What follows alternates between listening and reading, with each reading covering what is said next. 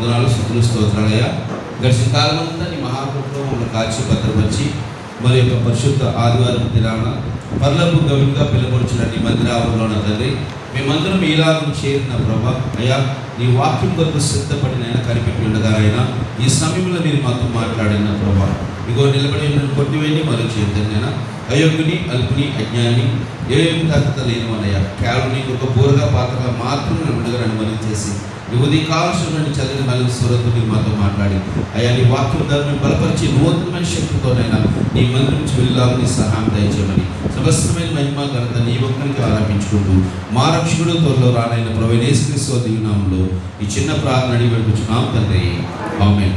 ప్రియమైన దేవుని సంగమా, మరి ఈ యొక్క రోజు వాక్య భాగము ఎఫెసీయులకు రాసిన పత్రిక 4వ అధ్యాయం 32వ వచనం. మనందరికీ ముందుగానే తెలుసు ఏ వారం మరి ఏ వాక్యం ఏ ధ్యానం ఉండబోతుందని ముందుగానే తెలుసు. ఈ 32వ వచనం చూడగలిగితే మాట ఏముందంటే ఒకసారి చూద్దామా మాట. ఒకని యెడల ఒకడు దయగలిగి కరుణాహృదయులై, ఏ హృదయం ఉండాలట?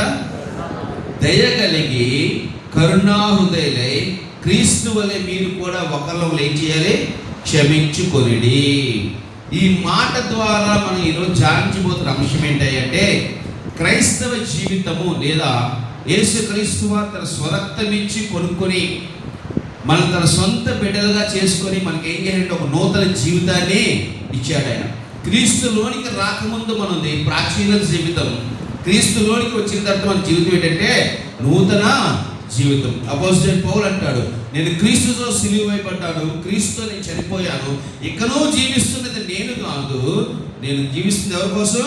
క్రీస్తు కొరకే నేను జీవిస్తున్నాను అంటున్నాడు ఆయన. ఈరోజు ధ్యానాంశం ఏంటంటే క్రీస్తు మనకిచ్చిన ఈ క్రైస్తవ జీవితము ఎలా జీవించాలి, ఏ మాదిరిని కలిగి ఉండాలి అంటే అక్కడ ఆయన రాస్తున్నాడు, దయగలిగి కరుణాహృదయులై జీవించాలి. దీనికి చక్కని టైటిల్ పెట్టారు ఏంటంటే కరుణా సహితమైన క్రైస్తవ జీవితం. కరుణా సహితమైన దయగలిగిన క్రైస్తవ జీవితాన్ని జీవించాలని ప్రభు అయిన యేసుక్రీస్తు వారు పిలుపును బట్టి, ఆయన విమోచించిన విధానాన్ని బట్టి, ఆయన రక్తం ఇచ్చి మనల్ని కొడుకున్న విధానాన్ని బట్టి ఆయన మనకి అనుగ్రహించిన జీవితము, ఆయన మన నుంచి కోరుకుంటున్న జీవితము. ఆ జీవితం పేరేంటంట? కరుణా సహితమైన దయగలిగిన క్రైస్తవ జీవితము. మాదిరికరమైన జీవితాన్ని జీవించాలని ప్రభు ఈ లోకంలో మనల్ని ఏం చేశాడంటే ఆయన పిలుచుకున్నాడు, ఏర్పాటు చేసుకున్నాడు, క్రైదనం చెల్లించి తన సొంత వారుగా ఆయన మనల్ని నిలబెట్టాడు. మరి ఎలా జీవించాలి కరుణగల జీవితం, లేకపోతే ఏ విధంగా ఈ జీవితాన్ని జీవించాలి అంటే ఈరోజు ధ్యానించిన 3 వాక్య భాగాల్లో కూడా చూడగలిగితే మొదటిగా మనం పాత నిబంధన గ్రంథంలో రూతు గ్రంథం జ్ఞాపకం చేసుకున్నాం. రూతు గ్రంథం 2వ అధ్యాయం 4 నుంచి 20 వచనం చదువుకున్నప్పుడు ఆ రూతు చరిత్ర మనకు ఆల్రెడీ తెలుసు, చాలాసార్లు విన్నదే. మోయాబు స్త్రీ రూతు, నయోమి తన భర్తతో కలిసి మరి బెత్లెహేములో కరువు ఉన్నప్పుడు ఎక్కడికి వెళ్ళింది? ఆమె మోయాబు దేశానికి వెళ్ళింది. తన 2 కుమారులకి వివాహం చేసింది 2 మోయాబు స్త్రీలతో. అయితే అక్కడికి వెళ్ళిన తర్వాత ఆమె జీవితం ఏమిటంటే తారుమారైపోయింది. భర్త చనిపోయాడు, 2 కుమారులు చనిపోయారు. ఎవరు మిగిలారు అంటే విధవరాలైన 2 కోడలతో విధవరాలైన నయోమి ఒంటరిగా మోయాబు ప్రాంతం నుంచి మళ్ళా ఎక్కడ ప్రయాణం మొదలుపెట్టిందంటే బెత్లెహేం అని తన సొంత దేశానికి ప్రయాణమైంది. ఆమెతో రావడానికి ఎవరు ఇష్టపడ్డారంటే రూతు రావడానికి ఇష్టపడ్డాలి. ఆ రూతు నయోమి ఇద్దరు అన్ని సర్వాన్ని కోల్పోయి నిరాశ్రయులుగా ఆ బెత్లెహేముకి వచ్చిన తర్వాత దేవుడు అక్కడ వారి కోసం ఎవరిని ఏర్పాటు చేశాడంటే బోయాజు అనే వాడిని ఏర్పాటు చేశాడు. ఇందాక మనం వాక్య భాగాలు చదువుకున్న 2వ అధ్యాయం 10వ వచనం నుంచి ఇక్కడ చదవగలితే అక్కడ బోయాజు దగ్గరికి వెళ్ళినప్పుడు అంటదయ్యా, నీ కటాక్షము నా మీద చూపించు. రూతు యొక్క స్థితిని బోయాజు చూశాడు. బోయాజు ఎవరయ్యా అంటే ఆడ చక్కని మాట చెప్తారు పనివాళ్ళు. బోయాజు దేవుని చేత ఆశీర్వదించబడినవాడు, దేవుని చేత ఎంచుకున్నవాడు, దేవుని చేత ఏర్పాటు చేయబడినవాడు. ఆ బోయాజు ఏం చేస్తున్నాడు అంటే రూతు యొక్క స్థితిని చూసి, ఆమె పరిస్థితిని చూసి హేళన చేయట్లే, అపహాస్యం చేయట్లే. ఈ బెత్లెహేము విడిచి మీ అత్తను వెళ్ళిపోయారు కదా, ఏం సాధించారు, ఏం పొందుకొని వచ్చారని చెప్పాడా? లే, ఒక మాదిరికరమైన నిజమైన విశ్వాస జీవితం ఎలా ఉంటుంది అంటే, ఆ దీన స్థితిలో ఉన్న వారిని ఏం చేస్తున్నట? బోయజు కరుణిస్తున్నాడు, ఆయన కటాక్షాన్ని చూపిస్తున్నాడు, ఆమెని ఆదరిస్తున్నాడు.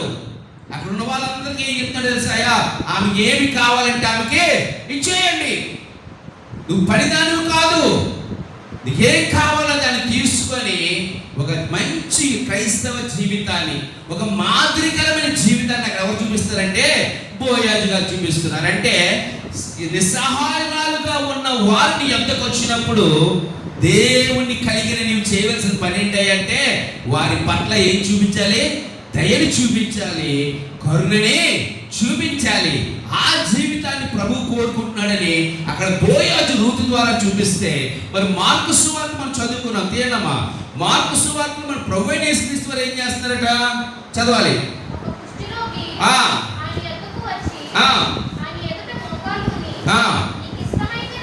నీకు ఇష్టమైతే నన్ను శుద్ధుడిగా చేయమని వేడుకొనగా ఆయన ఏం చేశాడట? ఆయన కనికరపడి. ఎందుకు ఈ మాట హైలైట్ చేస్తున్నామంటే, ఇలాంటి సందర్భమే బైబిల్ ఇంకోసారి జరిగింది. ఒక వ్యక్తి కుష్ఠరోగితో వస్తే అక్కడ ప్రశ్నలు వచ్చాయి. వీడు ఎలా ఉండడానికి కారణం ఎవడు? వీడి పాపమా, వీడి తల్లిదండ్రులు చేసిన పాపమా, ఎందుని బట్టి ఇలా ఉన్నాడు అంటే, ఒక వ్యక్తి నిరాశ్రయుడిగా ఆశ్రయించినప్పుడు నీకు ఎందుకు ఎలా జరిగింది అని ప్రశ్న అయితే దేవుడే లేదు. ముందు వాని స్థితిని చూసి ఏం చూపించాడని ఆయన మీద జాలిపడ్డాడు, ఆయన కనికరం చూపించాడు, దయని చూపించాడు. చూపించి ఏం చేస్తున్నాడు ఆయన? నాకు ఇష్టమైన వేరవాలే శుద్ధుడు కమ్ము అంటే ముందు వాడి అవసరం ఏం చేస్తున్నాడు? దేవుడు తీర్చివేస్తున్నాడు. బోయాజు రూతు అవసరం తీర్చి ఆమె పట్ల కరుణ కటాక్షాన్ని దయని చూపిస్తే, ఇక్కడ యేసుక్రీస్తు వారు ఎవరిని చూపిస్తున్నారంటే ఆ కుష్టివాని మీద ఆయన కనికరపడి దయ చూపించి వాడి అవసరం ఏం చేస్తాడు? ఆయన పరిపూర్ణం చేస్తున్నాడు. ఇప్పుడు దేవుని వాక్యంలోకి వెళ్దాం. బోయాజు చాలా బాగా చేశారండి, యేసుక్రీస్తు వారు ఇంకా అద్భుతంగా చేశారండి. మరి మనం ఏం చేయాలట చెప్పాలి. అదే చెప్పేసి 4వ అధ్యాయం 32వ వచనం ఇప్పుడు మనం జ్ఞాపకం చేసుకుందాం. బోయాజు అద్భుతంగా చేశాడండి, యేసు బాగా చేశాడండి. మరి యేసు క్రీస్తుని కలిగి మనం ఏం చేయాలట? మీరును ఒకరి ఎడల ఒకరు ఏం కలిగి ఉండాలి? దయ కలిగి కరుణా హృదయులై జీవించాలి. దేవుడు మనకిచ్చిన బాధ్యత ఏంటి అంటే, అయ్యా నేను మీకోసం ఒక మాదిరికరమైన జీవితాన్ని పెట్టాను, మీరు ఎలా నడుచుకోవాలో ఒక బాటని నేను వేశాను, ఒక మార్గాన్ని నేను మీకు ఇచ్చాను, మీరు అదే మార్గంలో ఏం చేయాలి? ఈరోజు మీరు నడవండి. అందుకోసమే నేను మిమ్మల్ని పిలుచుకున్నాను. నేను ఏ విధంగా అయితే ఈ లోకంలో జీవిస్తున్నానో, ఏ విధంగా అయితే నీ లోకంలో నడుచుకున్నానో, ఆ మాదిరిని నేను ఏం చేశానంటే మీకు ముందుగా పెట్టాను. ఆ మాదిరి ప్రకారం పిలవమని మీరు ఏం చేయాలి? నడుచుకోవాలి. అలా నడుచుకోవడానికే నేను మిమ్మల్ని పిలిచాను అంటున్నాడు ఆయన. చూద్దాం ఎలా జీవించాలి, నేను ఎటువంటి దయా హృదయాన్ని కలిగి ఉండాలి, అలా నేను జీవించాలంటే నాకు ఎలా తెలుస్తుంది అంటే, ఆ జీవితాన్ని ముందుగా ఎవరు జీవించారంటే మన కోసం యేసుక్రీస్తు వారు జీవించారు. యేసుక్రీస్తు వారు ఎందుకు మానవుడిగా ఈ లోకానికి వచ్చాడంటే, మనం ఫస్ట్ చెప్పే మాట ఏంటంటే మనందరి పాపాల కోసం చెప్పాలి. వాస్తవమే. యేసుక్రీస్తు వారు మానవతారత్వంగా కారణం ఏంటంటే, ఈ పనులు తిని నువ్వు నిశ్చయముగా చచ్చదవు, నువ్వు చావద్దయ్యా, నీ బతుకు నేను తెస్తాను, నీ పాప దోషాన్ని నేను భరిస్తానని మన పాప దోషాన్ని భరించడానికి ఆయన ఎలా వచ్చాడైనా మానవుడిగా వచ్చాడు. ఇది మొదటి విషయం. అయితే రెండో విషయం ఏంటో తెలుసా? ఆయన చనిపోవడానికి మాత్రమే కాదు, దేవుడు సృష్టించిన మానవుడు దేవుడు కోరుకున్న విధంగా జీవించలేక ఏమైపోయాడైనా పాపంలో పడ్డాడు. అసలు దేవుడు ఎలా కోరుకుంటున్నాడో మానవుడు జీవించాలని ఆ జీవితాన్ని జీవించి ఒక మాదిరికరాన్ని మనకి చూపించడానికైనా ఈ లోకానికి వచ్చాడైనా. ఒకటి, తప్పిపోయిన వాడి కోసం విమోచనగా వచ్చాడు. రెండు, ఆ తప్పిపోయిన వాడు ఏ విషయంలో తప్పిపోయాడో అసలు వాడు ఎలా జీవించాలో నేర్పించడానికి, ఆ మాదిరికరమైన జీవితాన్ని చూపించడానికి ఆయన ఈ లోకానికి మానవుడిగా వచ్చారు. చూడండి, ఈ మాట మనం చెప్పుకునే మాట కాదు, ప్రభువైన యేసుక్రీస్తు వారు అంటున్నారు. చూద్దాం బైబిల్ గ్రంథంలో ఆయన ఏమంటారో. యోహాను సువార్త 13వ అధ్యాయం 15వ వచనం. యోహాను 13వ అధ్యాయం 15వ వచనం. ఏమా? నేను మీకు చేసిన ప్రకారము మీరును చేయవలనని మీకు మాదిరిగా ఇలాగో. అయ్యా, నేను చేసినవన్నీ చూసి ఆహా ఓహో అద్భుతం అంటున్నారేమో. ఇవన్నీ నేను ఎందుకు చేశానో తెలుసా? మీరు ఎలాగూ చేయాలో తెలియజేయడానికి నేను ఏం చేశాను? మాదిరిగా నేను చేశాను. అంటే దయగల కృపా కనికరము కలిగి లేదా కరుణా హృదయం కలిగిన క్రైస్తవ జీవితాన్ని మనం జీవించాలి అంటే ఆ జీవితానికి మాదిరి ఎవరు చూపించారు? ప్రభు అయిన యేసుక్రీస్తు వారు చూపించారు. ఇంకో మాట అక్కడ చూడండి, 1 పేతురు రాసిన పత్రిక 2వ అధ్యాయం 21వ వచనం. 1 పేతురు రాసిన పత్రిక 2వ అధ్యాయం 21వ వచనం. క్రీస్తు కూడా ఏమయ్యారట? మీ కొరకు బాధపడి జాతున మీరు తన అడుగు జాడల యందు నడుచుకున్నట్లు మీకు మాదిరి ఉంచిపోయాను. మాదిరి ఎందుకు ఉంచిపోయాడైనా చెప్పాలి. ఆ మాదిరిలో మనం ఏం చేయాలట? నడుచుకోవడానికి, చూసి చప్పట్లు కొట్టడానికి కాదు, చూసి మహిమపరచడానికి కాదు. ఈ మాదిరి ఎందుకు చూపించాలంటే ఆ మాదిరి ప్రకారం మీరు ఏం చేయాలి? నడుచుకోవాలి. చూడు, అపోస్తలుడు పౌలు మాట్లాడుతున్నాడు ఫిలిప్పీయులకు రాసిన పత్రిక 3వ అధ్యాయం 17వ వచనం. ఫిలిప్పీయులకు రాసిన పత్రిక 3వ అధ్యాయం 17వ వచనం. అబ్బా, ఎంత గొప్ప మాట! సహోదరులారా, మీరు నన్ను పోలి నడుచుకోండి, మేము మీకు మాదిరి అయిన ప్రకారము నడుచుకున్న వారిని ఏం చేయాలట? గురి పెట్టిడి. యేసుక్రీస్తు జీవించి ఒక మాదిరికరమైన జీవితాన్ని పెడితే ఆయన వెంబడించిన ఆది అపోస్తలులు ఎలా నడుస్తున్నారు? అదే మాదిరికరమైన జీవితంలో జీవిస్తూ ఇప్పుడు పౌలు అంటున్నాడు, మీరు నన్ను చూసి నడుచుకోండి. అదేంటయ్యా మాకు మాదిరి యేసుక్రీస్తు అంటే ఆ యేసుక్రీస్తు చూపిన మార్గంలో నేను నడుస్తున్నాను కాబట్టి ఈరోజు అదే మార్గంలో మీరు నడవాలంటే ఇదే మాదిరిలో మీరు ముందుకి కొనసాగండి. అంటే మనం ఎలా దేవుని కోరుకున్న జీవితాన్ని ఎలా జీవించాలో ముందుగా ఎవరు జీవించారంటే ప్రభు అయిన యేసుక్రీస్తు వారు జీవించారు. తర్వాత ఎవరు జీవించారట? అపోస్తలులు జీవించారు. ఇప్పుడు జీవించాల్సిన బాధ్యత ఎవరిది అంటే మనందరిది. ఎవరిదండి? మనందరిది. బోయాజు ఎంత గొప్పవాడండి, రూతుని ఆదరించాడు.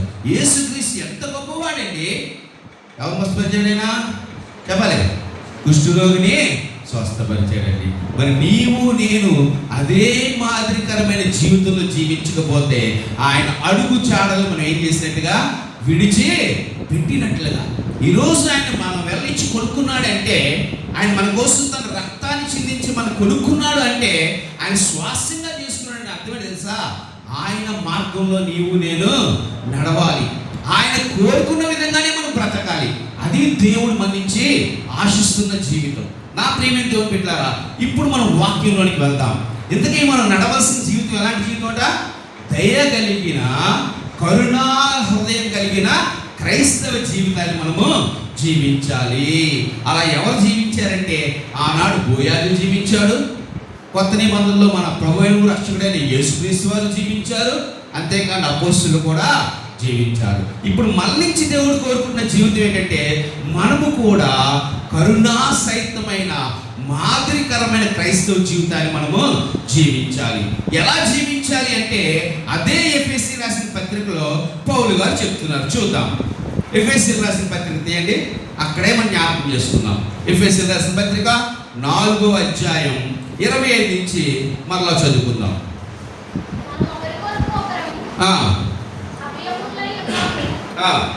మనము ఒకరికొకరు ఎలా ఉన్నామంటే చెప్పాలి. ఈ మాటకు అర్థం ఏంటి? మనందరం ఒకరికొకరు ఎలా ఉన్నామట? అవయవం ఉన్నామా? ఇదేంటిది? నా చేయి నా దగ్గర ఉంది, నీ చేయి మీ దగ్గర ఉంది. మన ఇద్దరం ఎలా అవయవాలు అవుతున్నాము చెప్పాలి. రక్షించబడిన వాడు ప్రతి ఒక్కరు కూడా ఎక్కడ చేరుతున్నారు? క్రీస్తు అనే సంఘము, ఆయన శరీరమైన సంఘంలో మనందరం ఏమవుతున్నామండి? చేరుతున్నామండి. మనందరం క్రీస్తు అనే శరీరమైన సంఘంలో చేరిపోయి ఆ శరీరంలో మనం ఏమైపోతున్నాం? అవయవాలుగా మార్చిపోతున్నాం. ఇప్పుడు నేను డాక్టర్ దగ్గరికి వెళ్ళి అయ్యా ఇక్కడ నా డిఎన్ఏ చూడాలంటే ఇక్కడ ఒకలాగా ఇక్కడ ఒకలాగా ఇక్కడ ఒకలాగా ఉంటుందా? చెప్పాలి. శరీరంలో ఎంత రక్తం తీసి మొత్తం బాడీ అంతా అనాలిసిస్ చేస్తున్నారు అంటే అర్థం ఏంటి? ఒక శరీరంలో ఉన్న అవయవాలన్నీ కూడా ఒకే రకమైన ఒకే క్రమబద్ధీకరణలో నడుస్తూ ఉంటాయి. ఇప్పుడు యేసుక్రీస్తు అనే శరీరంలో మనందరం ఏమైనాం? అవయవాలుగా ఉన్నాం. ఈ శరీరానికి శిరస్సు ఎవరు? క్రీస్తు. మరి క్రీస్తుకున్న DNA ఎవరికి రావాలి? అవునమ్మా, మన DNA ఆయనకి వెళ్ళాలా, ఆయన DNA మనకు రావాలా? మనందరం ఏం చేస్తామంటే మనం ఆయన పట్టించుకొని నా DNAతో దేవుడితో కలిసిపోదు అనుకుంటాం. అది ఎప్పటికీ జరగదు. నువ్వు అందులోకి వెళ్ళాలంటే ముందు నా DNA మారాలి, నా బ్రతుకు మారాలి, నా మాదిరి జీవితం మారాలి. అలా జీవితం మారితేనే ఆయన అవయవంలోనికి నేను, ఆయన కరుణాహృదయుడట, నేనేమిటి కోపిష్టిగాన్ని. ఇప్పుడు నేనేం అందులో చేరితే ఎక్కడ మ్యాచ్ అవుతుంది? అవుతుందమ్మా. అందుకే ఫస్ట్ పౌలు అంటున్నాడయ్యా, నువ్వు కరుణాసహితమైన జీవితం జీవించాలంటే మొదటి మీరు తెలుసుకోవాల్సి ఏంటంటే మనందరము ఒకరికొకరము అవయములే ఉన్నాం. సపోజ్ మన సంఘం అంతా ఎత్తబడిపోయి యేసుక్రీస్తు కుడి చేతిలో చేరామనుకోండి, ఇప్పుడు మనందరికి ఒకటే స్వభావం ఉంటుందా, వేరు వేరు ఉంటాయా? చెప్పండమ్మా. వాడు మనందరం అవయవులై ఉన్నామా లేదా? భౌతికంగా లేవు, ఆత్మీయంగా దేవుని యొక్క శరీరంలో అవయములుగా ఉన్నామంటే మనం ఏ లక్షణాలు కలిగి ఉండాలి? అందరూ ఒకే లక్షణాలు కలిగి ఉండాలి, ఒకే పద్ధతిని కలిగి ఉండాలి, ఒకే ఆత్మని కలిగి ఉండాలి, ఒకే బ్రతుకుని కలిగి ఉండాలి. అది ఎవరిదై ఉండాలి? ఆ మాదిరికరంగా జీవిస్తేనే మనం ఆయన అవయవాలుగా ఉంటాం. జీవించినంత వరకు మన DNA వేరే, ఆయన DNA వేరే. మన లక్షణాలు వేరు, ఆయన లక్షణాలు వేరు. పేరుకే ఉంటున్నాం కానీ నిజానికి మనం ఆయనతో ఏకీభవించి ఉండట్లేదు. ఇక్కడ పౌలు అంటున్నాడు, ఈ మాదిరికరమైన జీవితాన్ని మీరు జీవించాలి అంటే ముందు తెలుసుకోండి. ఎందుకు జీవించాలి అంటే మనం క్రీస్తు అనే శరీరంలో అవయవాలుగా వెళ్తున్నాం కాబట్టి ఆయన చూపించిన జీవితాల్లో నీవు నేను నడుచుకొని ఉండాలి ఖచ్చితంగా. అలా నడవాలి అంటే ఏం చేయాలట? చదువుతలే గనుక మొదటి మాట, మీరు అబద్ధమాడుట మాని. జాగ్రత్తమ్మా. కృపాసహితమైన దయగల క్రైస్తవ మాదిరి జీవితంలో ఉండవలసిన మొదటి లక్షణం చూడండి. 27 నుంచి 32 తీసుకున్నారు, మంచి వాక్యాలు తీసుకున్నారు. 32లో ఎలా ఉండాలో చెప్పాడు ఆయన. అవునండి, ఏ జీవితాన్ని కోరుకున్నాడు ఆయన? కృపాసహితమైన జీవితాన్ని కోరుకున్నాడు యేసు వలె. కానీ జీవితంలో రావాలంటే ఈ పైన ఉన్న మెట్లన్నీ ఏం చేయాలి? దాటుకుంటూ రావాలి. ఆయన చెప్తున్న మొదటి కండిషన్ ఏంటంటే అబద్ధమాడద్దు. ఏం చేయాలట? చదువుతలే.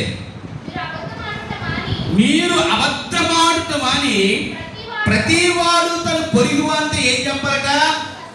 అదమ్మా. కృపాసహితమైన మాదిరికరమైన క్రైస్తవ జీవితంలో నేను మార్చబడాలంటే ద ఫస్ట్ కండిషన్ ఈ కండిషన్ ఎవరు చెప్తారండి? పరిశుద్ధాత్మ ద్వారా పౌలు గారు చెప్తున్నారు. ఏమంటే పౌలు చెప్తే మనకెందుకంటే అనకండి. ఎందుకంటే పౌలు గారు ఏమన్నారు?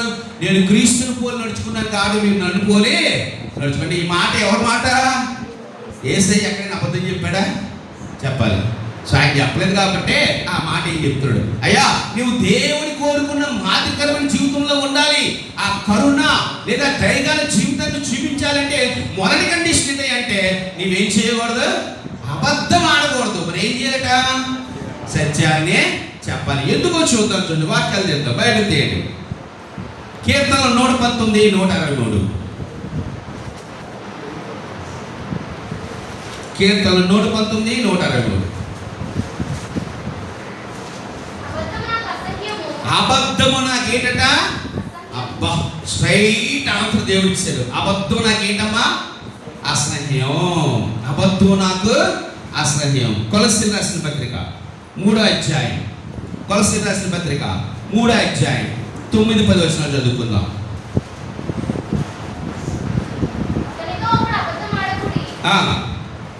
ఒకనితో ఒకడు అబద్ధమాడుకుడి ఏలయనగా ప్రాచీన స్వభావమును దాని క్రియలతో కూడా మీరు పరిచయించి జ్ఞానం కలుగు నిమిత్తము దాన్ని సృష్టించిన వాని పోలిక చొప్పున నూతన పరచబడుచున్న నవీన స్వభావము ధరించుకొని ఉన్నారయ్యా. పూర్వం మీరు అబద్ధాలు ఆడేవారు నిజమే, కానీ ఇప్పుడు క్రీస్తు ద్వారా మీరు ఏమైపోయారు? నూతన పరచబడ్డారు. కాబట్టి ఇకను మీరేం చేయకూడదట? అబద్ధాలు ఆడకండి. ఎందుకంటే అది దేవుడికి అసహ్యం. అబద్ధమాడుట దేవునికి అసహ్యం. కాబట్టి మీరు అబద్ధాలు ఆడకండి.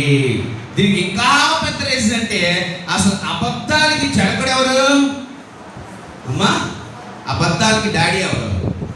యేసులో చేయి చెప్పాడు, నేనే మార్గం, నేనే సత్యం, నేనే అబద్ధం అన్నాడైనా. కానీ అబద్ధాలకి జనకుడు ఎవరో తెలుసా? యోహాను సువార్త తీయనమ్మా, ఆయన కూడా చూసేది ఒకసారి. యోహాను సువార్త 8వ అధ్యాయం 44వ వచనం. యోహాను సువార్త 8వ అధ్యాయం 44వ వచనం. మీరు మీ తండ్రి అయినా, అబ్బా, మీరు మీ తండ్రి అయినా. ఎందుకంటే మేము మా తండ్రి అయిన అపోస్తలులు అంటే బ్లడ్ రిలేషన్ చెప్తున్నాను, డిఎన్ఏ గురించి చదవమ్మా.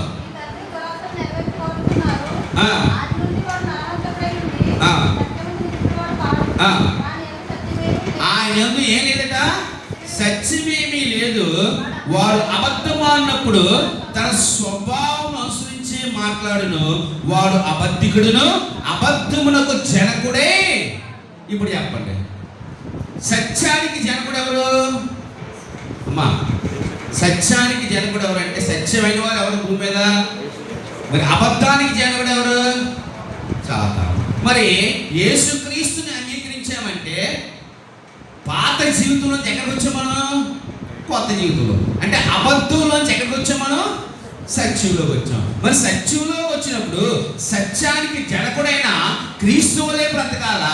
అబద్ధానికి జనకుడైన అపవాదులే బ్రతకాలా? అంటే ఏమాడకూడదట?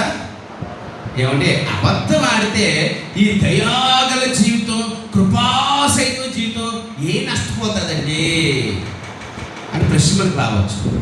దయగల జీవితానికి, కృపాసహితమైన జీవితానికి అబద్ధానికి సంబంధం ఏముందండి? దానికి దీనికి సంబంధం ఏముందండి? అబద్ధం ఆడితే మాత్రాన దయ ఎందుకు పోద్ది, కృప ఎందుకు పోద్ది, ఆ జీవితం ఎందుకు మహపడ్డదంటే చిన్న ఎగ్జాంపుల్ చెప్తాం వినండి. మనం చాలాసార్లు చాలామందికి చెప్పే అబద్ధం ఏంటి తెలుసా? మనము చేయగలిగియు ఉండియు చెప్పే మాట ఏంటి తెలుసా? అబ్బాయి నా దగ్గర అది ఏమండి, సపోజ్ రోడ్డు మీద బెచ్చగాడు వెళ్ళి, అమ్మా రూపాయి ఉంటే జేబులో 100 ఉంటాయి, ఏమంటాం మనం? లేవు నా దగ్గర లేవు, ఇలా మళ్ళీ చేయాల దురుకునే ఉంటాం, మన దగ్గర లేదు అంటున్నాం. ఎందుకు ఉన్నాయా లేనట్ట? అమ్మా చెప్పండి. అంతవరకు వద్దు, బెచ్చగాలు కూడా వద్దు. మన ఇంట్లో మన బంధువులు, మన రక్త సంబంధులు, మన తోటి వారు ఎన్నోసార్లు అదే స్థితిలో వస్తే, అయ్యో బాబోయ్ నా ఇల్లంతా ఖాళీ బాబు, బ్యాంక్లో 1 రూపాయి లేదు, ఏమనుకోకే నీ సహాయం చేయలేకపోతున్నా. నేను ఎన్నిసార్లు అబద్ధాలు ఆడి నీ దగ్గరికి ఇచ్చి నీ ప్రేమ కోసం, నీ కనికరం కోసం, నీ సహాయం కోసం వచ్చిన వాడిని అబద్ధం ఆడి తృణీకరించామంటే ఆ క్షణం మళ్ళీ ఎవరున్నాడు? అపవాది అయినా. ఇప్పుడు కృపాసహితమైన జీవితం ఉంటుందా? వాళ్ళు వెళ్ళేమంటారు, మా అక్కే మా తోడుకోవాలే, తినడానికి తిండి లేదు అంటే ఏసీ కార్లో తిరుగుతున్నారే, కొంత సహాయం చేయలేపరే, వీళ్ళ క్రైస్తవులు అంటారు లేదా? ఎన్నోసార్లు మన వెనకాల ఈ మాటలు అన్నారు, మనం విన్నాము, మనకు తెలుసు. ఇప్పుడు ఆ దృష్టిలో మన క్రైస్తవ జీవితంలో ఉన్నామా? మాదిరికరమైన జీవితంలో ఉన్నామా? లేం. ఒక చిన్న అబద్ధమే. కానీ దేవుడు ఏమో తెలుసా? సత్యం మాత్రమే చెప్పు అంటే అర్థం తెలుసా? నిజంగా నీ దగ్గరకు వచ్చాడు, నీ దగ్గర ఉన్నాయి, నీకు ఇష్టం లేదనుకో చెప్పే, లేదయ్యా నీకు సహాయం చేయడం నాకు ఇష్టం లేదు, దయచేసి ఏమి అనుకోకు, ఉన్నా కూడా ఇప్పుడు నేను ఇచ్చే పరిస్థితులు లేదు, ఎప్పుడైనా మన సైకిల్ అని చెప్పు, మానేస్తాడు. అంతేగాని ఉండి లేదని చెప్తే అది ఏమవుతుంది చెప్పలే. అంటే ఇది కృపాసహితమైన జీవితాన్ని పాడు చేస్తుందా లేదమ్మా? చెప్పండి అమ్మా, చేయట్లేదా? ఎక్కడికి వద్దు, మన రక్త సంబంధులు, మన ఇంట్లో వాళ్ళు, మన చుట్టుపక్కల ఉన్నవారు, మనకు తెలిసిన వారికి ఎన్నోసార్లు అబద్ధాలు చెప్పి ఆశ్రయముగా ఉండవలసిన వారము, ఆదరించవలసిన వారము, దేవుని యొక్క దయగల జీవితాన్ని చూపించవలసిన వారు, దేవుని యొక్క నామాన్ని అవమానపరిచినట్టుగా తృణీకరించిన రోజులు లేవా అని ప్రశ్నిస్తే ఖచ్చితంగా అందరి జీవితాలు అవి ఉంటూనే ఉంటాయి. అందుకే అందుకని దేవుడు అన్నాడు, దయగల జీవితం ముందు నీకు కావాలంటే అబద్ధం చెప్పడం మానే, సత్యం మాత్రమే బోధించు. నువ్వు ఏదైనా చెప్పాలంటే సత్యమే చెప్పు. సత్యం ఎప్పుడు కూడా ఎలా ఉంటుంది తెలుసా? కష్టంగానే ఉంటుందండి, ఇబ్బందిగానే ఉంటుంది. కానీ అది ఎప్పుడు నీ నిజాయితీని, నీలో ఉన్న క్రీస్తుని ఏం చేస్తుందంటే లోకానికి ప్రకటిస్తూ ఉండాలి. దయగల కృపాసహితమైన జీవితంలో అడుగు పెట్టాలంటే మొదటిగా దేవుడు చెప్తున్న మాట, అబద్ధము ఆడకండి, సత్యాన్ని మాత్రమే మీరు మాట్లాడండి అంటున్నాడు ఆయన. ఎఫెసీయులకు రాసిన పత్రిక 4వ అధ్యాయం 15వ వచనం. ఎఫెసీయులకు రాసిన పత్రిక 4వ అధ్యాయం 15వ వచనం.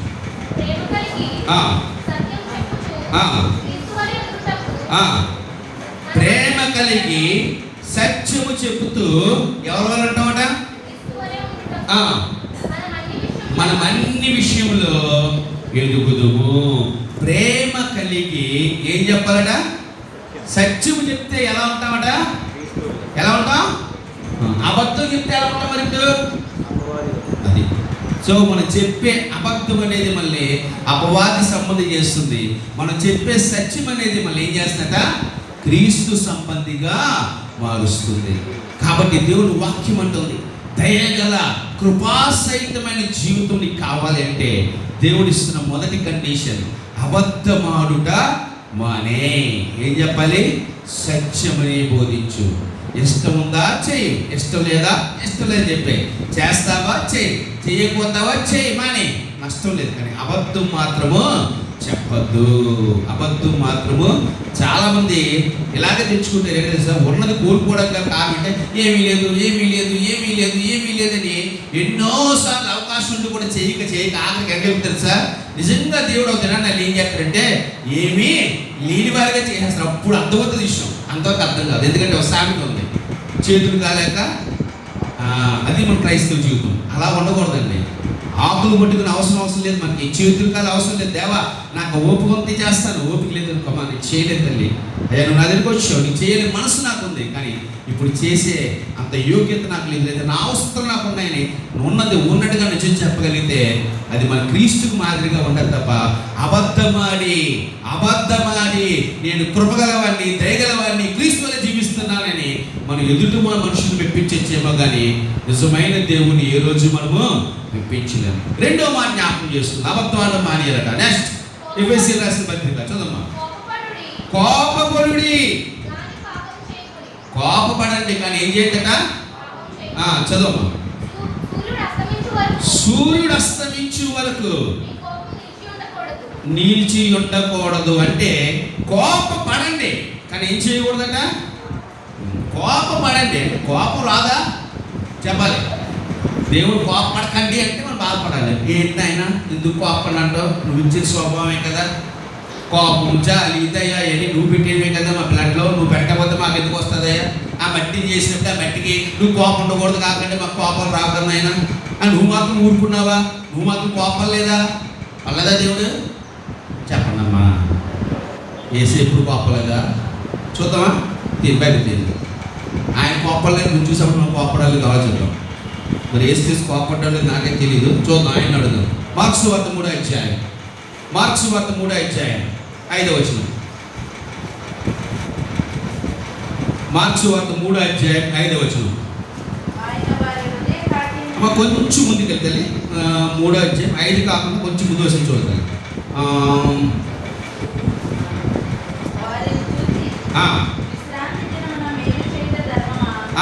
విశ్రాంతి దినమున మేలు చేయట ధర్మమా?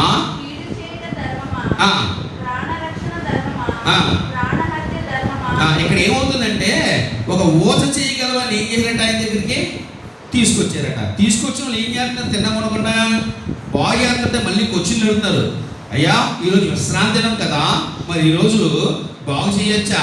ధర్మశాస్త్రం కదా అని కొచ్చిళ్ళు అడుగుతారు. అక్కడ వేసి ఏమంటాడు? చదువు 5వ వచనం. ఆయన వారు హృదయ కాఠిన్యమును దుఃఖపడి కోపంతో వారిని ఎలా చూసారట? కళ చూడండి, చెప్పండి. కింద పై ఎవరు చూసారా? అమ్మయ్య బతికాం మనం అనుకుంటాం. చాలాసార్లు కోపడే గెలుతున్నాం. భయపడకండి. మన ముందు ఎవరి గురించి తింటారు అలాగా మన ప్రభువు కూడా చేసాడు. ఆయన దగ్గరికి స్వస్థపథమని తీసుకొస్తే దేవుడు స్వస్థపథానికి ఇష్టపడుతున్నాడు ఆయన. కానీ చుట్టూ ఉండే వాళ్ళు ప్రశ్నల మీద ప్రశ్నలు. ఎందుకు? ఈరోజు ఏం తినవాడు? అది విశ్రాంతి దినం. విశ్రాంతం చేయకూడదా అంటే ఆ చేసిన పనిని ఆపడానికి ఏం చేస్తాడంటే దేవుణ్ణి చాలా ఇబ్బంది పెడుతుంటాయి. చాలా కోపం వచ్చింది. కోపం వచ్చి ఏం చేయటైనా పైనుంచి కిందకి ఎలా చూసి పట్టుకొని నేను ఇక్కడ చేయి అన్నాడా? చెప్పాలి. మనం అయితే ఏమంటాం? ఏదో చేస్తున్నాను కాబట్టి చేయించుకోవడం మానేసి మళ్ళీ ఈ కూర్చుళ్ళు మళ్ళీ నన్నే ప్రశ్నిస్తారా? బాబా నేనేం చేయను, మర్యాదగా 2 నిమిషాలు ఖాళీ చేయి, కళ్ళ ముందు కనబడ్డావు జాగ్రత్త అంటాం. మరి దేవుడికి వచ్చింది కోపం. ఆయన అలా చూశాడు. ఆయన కానీ ఏం చేశాడట? చదవండమ్మా. నీ చెయ్యి చాపమని చెప్పి ఆ మనుషులతో చెప్పాడట. అది బాగుపడెను. దేవుడికి స్తోత్రం. దేవుడు కోపపడ్డాడు కానీ మరలా కోపాన్ని ఏం చేయడాయినా విడిచిపెట్టి మేలైన కార్యాన్ని చేశాడు తప్ప ఆయన చెడు కార్యాన్ని, పాపాన్ని ఆయన చెయ్యలేదు. అందుకే ఇక్కడ భక్తుడు ఎఫెసీ భక్తులు అన్నాడంటే మీరు కోపం అనేది రానివ్వకండి అన్నాడు. ఏమన్నాడు? కోపం వస్తుందయ్యా, మా ప్రభువుకి వచ్చింది, నాకు ఒకసారి కోపం వచ్చి పేతురు గారిని ఏం చేశాను? చెడమడవ వాయించాను. ఏమయ్యా నువ్వేం నేర్చుకున్నావు నీకేం తెలుసు అని ధర్మశాస్త్రం గురించి విధుల గురించి నేను ఒకసారి గట్టిగా మాట్లాడాను పేతురుతో. మళ్ళీ నా కోపం తగ్గిపోయింది, పేతురు కోపం తగ్గిపోయింది. ఇద్దరు సత్యాన్ని గ్రహించి మళ్ళీ ఏం చేశాడంటే క్రీస్తు సహోదరుగా పరిచర్య చేశాను. కానీ కోపం రావద్దని అనట్లేదు, మీకు కోపం వస్తుంది కానీ కోపం ఏమవ్వకూడదు, పాపానికి కారణము కాకుండా చూసుకోండి. అలా చూసుకోవాలంటే ఆ కోపం మిమ్మల్ని పాపం వరకు నడిపించేంతగా మీరు ఏం చేయకూడదంటే దాంట్లో మీరు నిలిచి ఉండదు. ఆదికాండం 4వ అధ్యాయం. ఆదికాండం 4వ అధ్యాయం. నిజంగా బైబిల్ ప్రారంభంలోనే దేవుడు దీని గురించి మాట్లాడాడు. ఆయన 4వ అధ్యాయం 5వ వచనం చదవనమ్మా.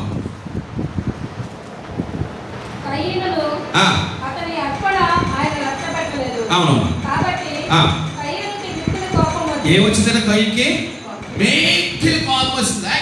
మా తమ్ముడు అర్పణ అంగీకరిస్తాడా దేవుడు, ముందు తీసుకెళ్తే నాది అంగీకరించని చాలా కోపం వచ్చి ఏం చేయడట, ముఖం చిన్నపుచ్చుకొని నెక్స్ట్ అవుతుంది.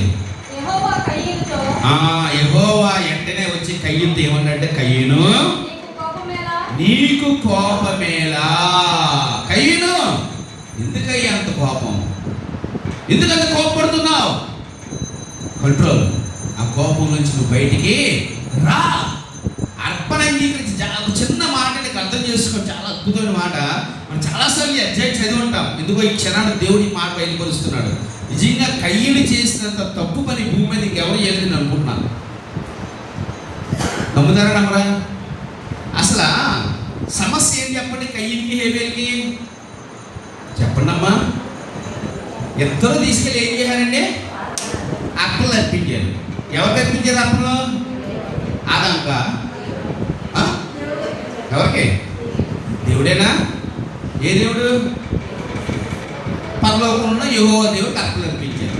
ఇప్పుడు హేబేలు అర్పణ ఏమైంది? అగ్ని వచ్చి ఏమొచ్చింది పైనుంచి? దేవుడు వచ్చి హేబేలు పెట్టిన గొర్రె పిల్లలు బాగా తిని హేబేలు నేను దీవిస్తాను అన్నాడా? ఏమొచ్చింది పైనుంచి? అగ్ని వచ్చి దాన్ని దహించిందంటే దేవుడు అర్పణ అంగీకరించాడు. ఎవరు అర్పణ అంగీకరించారు? ఇక్కడ కయ్యూను. కయ్యూనుకి ఏమొచ్చింది? సరే, ఇప్పుడు ఇంకా మాట్లాడడానికి ఎవరు వచ్చారు? ఏ దేవుడు? ఎవరైతే అర్పణ అంగీకరించి ఎడుతున్నాడో ఆయనే వచ్చి పక్కన కూర్చున్నాడయ్యా. హేబేలు దగ్గర దేవుడు రాలే. హేబేలు దగ్గరికి ఆయన అగ్ని మాత్రమే దిగి వచ్చింది. కానీ ఇప్పుడు కయ్యూను దగ్గరికి ఎవరు వచ్చారు? పిచ్చోడా, నువ్వు అర్పించిన అర్పణ నాకే కదా, నేనే వచ్చేసాను నీకు, ఇంకా కోపం ఎందుకయ్యా? ఎంత మరి ఆలోచన మరి ఆ క్షణంలో కయ్యూనికి ఏమైందో నాకు ఈరోజు దాకా ఐడియా నాకు ఇప్పుడు వచ్చింది. దేవుడు ఎందుకంటే నాకు తెలియదు ఈ విషయం. ఈ సంవత్సరాలు నా చరిత్రలో నాకు ఇప్పుడు బయలుపరచలేదు. ఇప్పుడు ఎందుకో ఈ క్షణంలో ఈ మాట నాకు కూడా బయలుపరుస్తున్నాడు. నిజం ఆలోచిస్తుంటే చాలా బాధాకరంగా ఉందండి.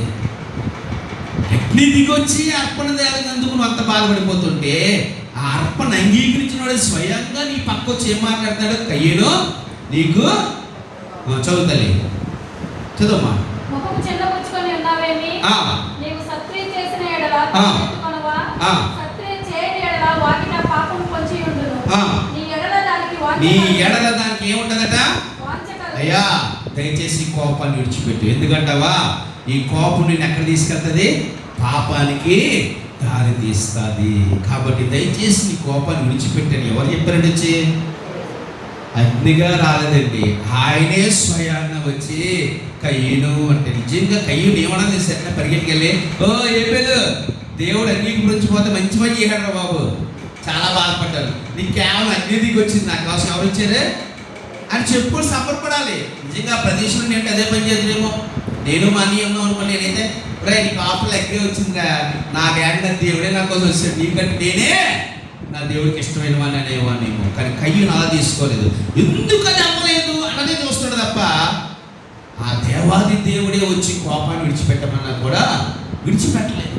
ఆ కోపం దేనికి కారణమైందంటే తన తమ్ముడైన హేబేలుని చంపడానికి పాపానికి కారణమైంది.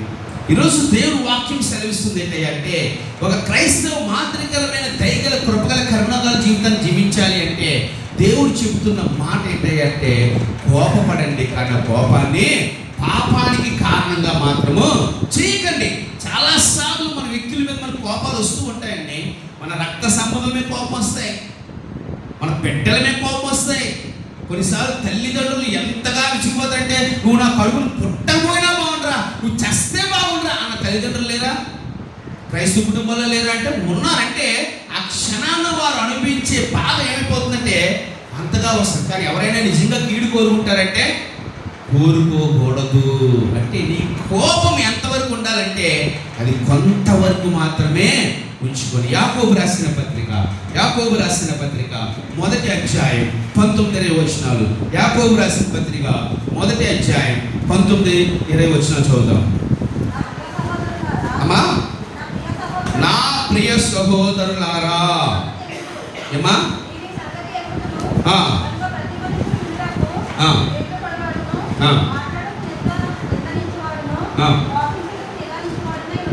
కోపించుటకు నిదానించువాడే ఉండాలి. ఎందుకట చదవమా. ఎందుకనగా నరుని కోపము దేవుని నీతినే, నీ కోపని ఏం చేస్తుంది అంటే దాన్ని ఎక్కువసేపు ఉంచొద్దు. ఉంచితే అది ఏం చేస్తుందంటే దేవుని నీతిని నెరవేర్చకుండా చేసేస్తుంది. ఎందుకంటే చాలాసార్లు చాలా మందికి మనం సహాయం చేయలేకపోవడం ప్రధానమైన కాపాడు తెలుసా? ఆడు ఎప్పుడో చేసిన దాన్ని ఇంకా పెట్టుకొని కోపాన్ని పెంచుకొని ఎన్నోసార్లు ఏం చేస్తుంటామంటే పాపానికి కారకులుగా మారిపోతున్నాం. ఎందుకో తెలుసా? నిజంగా ఒకరు మనం నమ్మి మన దగ్గరికి వచ్చారంటే మనకు అవకాశం ఉండి కూడా చేయకపోతే దాన్ని ఏమంటారు తెలుసా? వాక్యం పాపమే అంటారు. దేవుడు వాక్యం పాపమే, ఖచ్చితంగా పాపమేనండి. ఈరోజు ఈ కోపం చాలాసార్లు ఏం చేస్తుందంటే పాపానికి దారి తీసేస్తుంది. చిన్న కోపాలకి ఎంతమంది చనిపోవట్లేదు, ఆత్మహత్యలు చేసుకొని చెప్పండి, చంపించుకోవట్లేదండి. తల్లిని వెళ్ళి పిల్లలు చెప్తున్నారు, పిల్లలు వెళ్ళి తల్లిని చెప్తున్నారు. అమ్మ ఆడు చేసుకుంటాను, అమ్మ వద్దన్నారంటే తెచ్చినట్టే అయిపోయింది. ఇంకా మనుషులు పేపేసి చెప్పేసి ఆడ వెళ్ళిపోతున్నారు. ఏంటి? పాపానికి కారణం. మరి ఇలాంటి వాళ్ళందరూ దయ ఎక్కడ వస్తుంది? ఇంకా కోపంలో నువ్వు పాపం చేసే స్థాయిలో ఉంటే ఇతరుల సమస్యలు చూసి నీ యొద్దకు వచ్చే వారికి క్రీస్తు ప్రేమను ఎలా పంచగలమంటారా? ఎట్టి పరిస్థితుల్లో హృదయం ఉన్నవాడు ఎట్టి కూడా పంచలేడు. కాబట్టి అన్న ఆ కోపాన్ని అణగద్రొక్కునే స్వభావం ఉన్నప్పుడే క్రీస్తు ప్రేమని, క్రీస్తు దయని, క్రీస్తు కృపని, క్రీస్తు కనికరాన్ని చూపించే మనసు నీలోకి వస్తుంది.